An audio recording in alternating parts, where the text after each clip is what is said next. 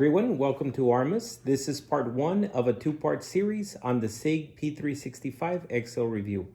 For this first video, I will focus on my first impressions. Let me safety check this firearm before I give you a few specs. So nothing inside the chamber and nothing in the magazine. So the barrel is 3.7 inches in length. The width is 1.1 inches.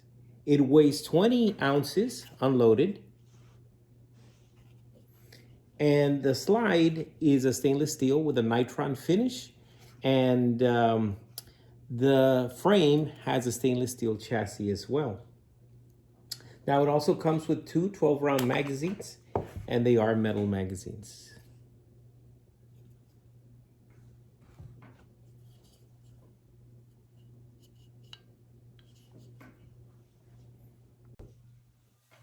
The first thing that I noticed was that even though this was a larger version of the P365, it still looks smaller and slimmer than your standard compact model. I also like the aesthetics better than on the P365. And after handling the XL model, I was very impressed with the ergonomics. It feels outstanding. And I have a few handguns of various types, and so far, this feels the best I've ever handled, at least at this point in time. Now let me compare it here to my Glock 26. That's also an outstanding firearm. Now, if I orient them in this fashion here, you can see that the slide of the P365, which is in the bottom, is actually a little bit longer, which is good because you get the additional sight radius. Now, if I orient them in this fashion here, even though you can see that the size comparison is about the same, you can tell that the Glock has a thicker and more girthy grip than the slim profile of the Sig P365. Now you have 10+1 in a flush magazine, and you have 12+1 in a flush magazine on the XL.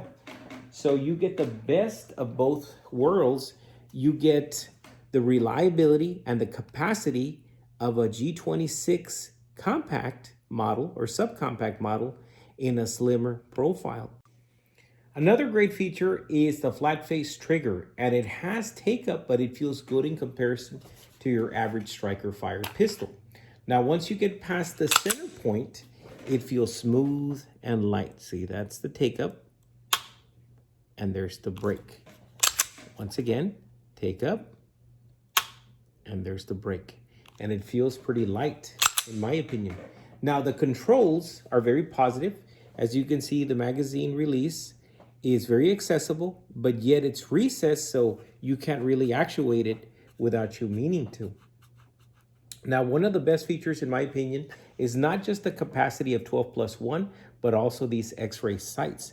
And as you can see, the great thing about it, and I don't know if the camera's picking it up, but this front sight is a very large green front sight, and it's just excellent. So you're getting some great options for under $600. Okay, so for those of you interested, I have my Wheeler Engineering professional trigger gauge here, and I will actuate it, and we're going to be testing the trigger pull on the 6 Hour 365 XL. And I have to use this little insert since it has a flat face trigger. Now I'm going to check and secure the firearm. No rounds in the chamber, no magazine in the firearm. So I will orient it in a safe direction. And I have to kind of squeeze the trigger back a little bit so this will fit here. And then I'm going to pull, finger off the trigger, pulling straight back. Okay. And this is what we've been getting, so we'll keep this one here. And I don't have any snap caps, so we'll just keep this pull weight here. And it's 5 pounds, 12 ounces right there on the first trigger pull.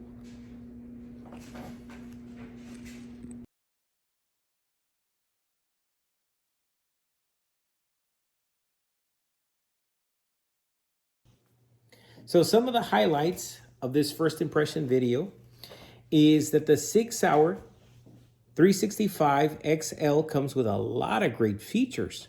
Now, one of the great features, one of the highlights is the X-ray sights that come standard from the factory. And these are really good because they're tritium night sights, and that front post has a large green sight. And it makes it very easy to pick up in low light, in a low light environment or daylight environments. Now, the other great feature is that it is a very slim in profile firearm.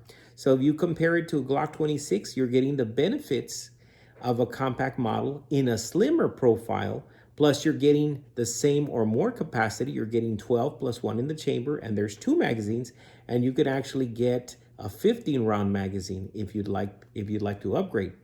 Now, I also like the trigger. It's fairly light for a striker fire pistol, and I also like that it's a flat face trigger. And the texturing is awesome. I also like the aesthetics, and like I said, it also comes with a optics ready floor plate in case you want to mount an optic like a Sig Romeo sight, if I'm not mistaken. And it also has rails here for light. But I think it has to be a Sig product. So I'm not really sure about that, but you guys can research and chime in if you'd like. So there's a lot of great qualities that you're getting on this P365 XL. So far, it looks really good. Now, we'll really get the specs, or we'll really get some more information once we take it to the range.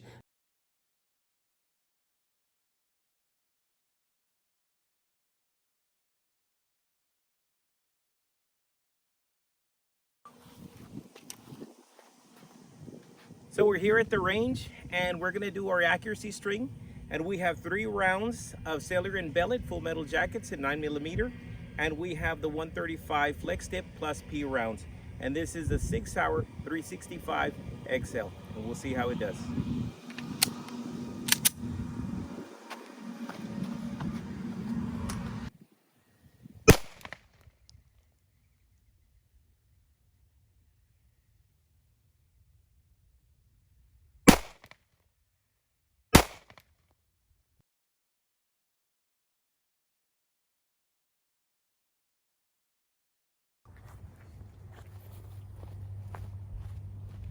Okay guys, so this is going to be the rapid fire string, and we have here, that's the sailor and bellet, and these are the 9mm, and they're 115 grain if I'm not mistaken. So rapid fire. So we're going for another rapid fire string, and I'm going to give you this angle, that way you can see the 365 XL in action. So there's already one shot, maybe 2 or 3 inches down to the left. So let's see how we do.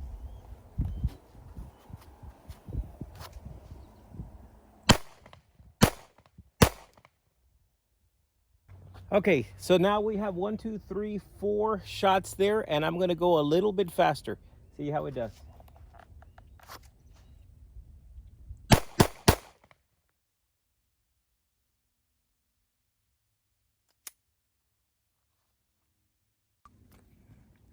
So we're at about 7 yards, and we're angled out. Ooh, we just lost the target. There we go.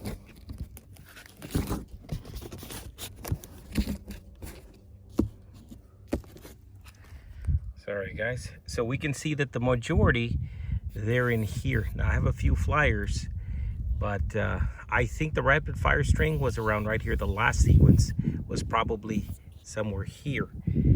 So pretty good overall, and it shoots pretty fast, and that reset is very short. So pretty impressed.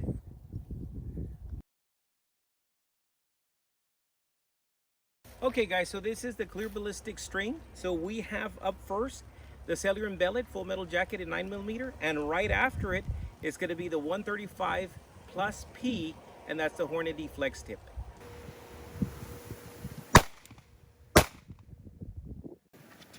So this is the pathway of the full metal jacket, and this is the flex tip right here.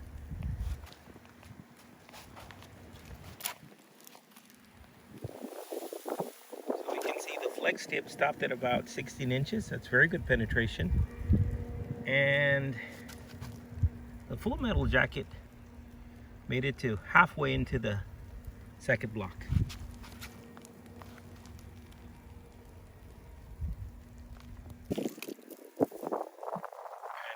right there.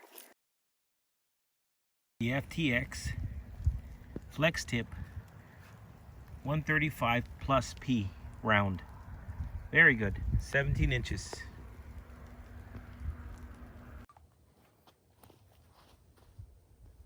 Okay guys, so this is the rapid fire string with 1, 2, 3, 4, 5 reactionary targets. The first 3 rounds are going to be the full metal jackets, the cellular and bellet, followed by the 135 Hornady Flex Tips plus P rounds. And I'm going to get close enough so that you can see the 6-hour P365 in action and see what it can do.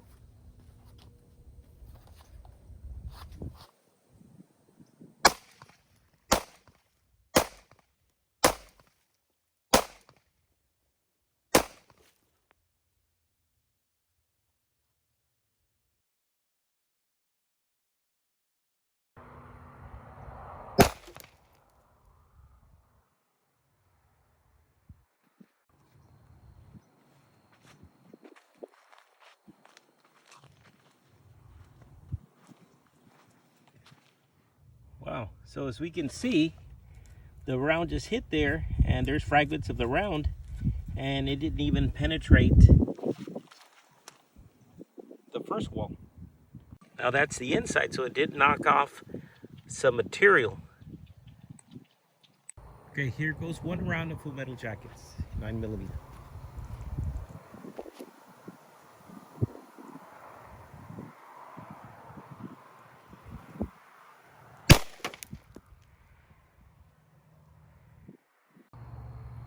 Wow, so this one here is pretty tough. This cinder block, not even the full metal jacket, did much to it.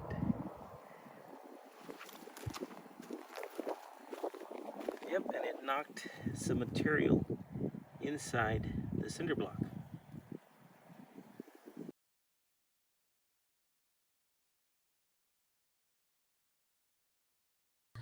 Okay guys, so we're just going to play around with what we have left and see what it does to our reactionary targets.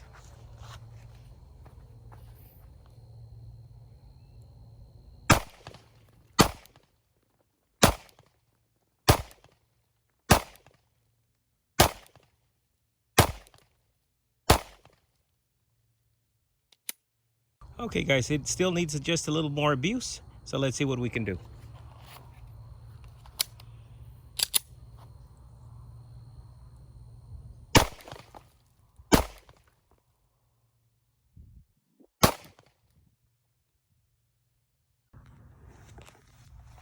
So that's the aftermath, guys. So you can see that the shots were pretty true, at least the first few shots.